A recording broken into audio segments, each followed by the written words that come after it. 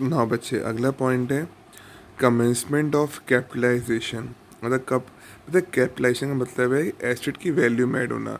तो कब कब कैपिटलाइज होता है? ए, एक्सपेंडिचर, मतलब खाली सिर्फ ब्लैक पॉइंट करने हैं नोट।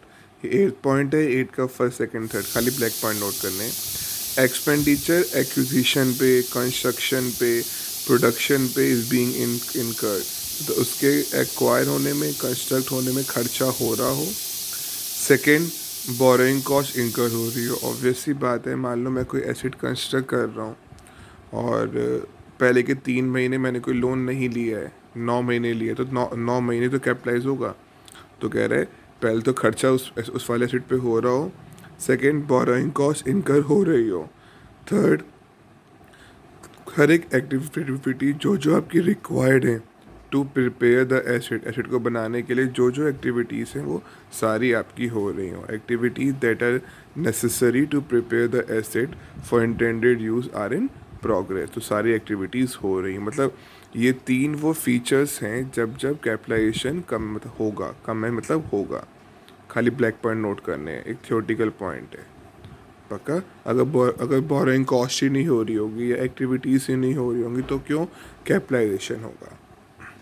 अगली हेडिंग है suspension of capitalisation. For example strike हो गया, लॉकआउट हो गया।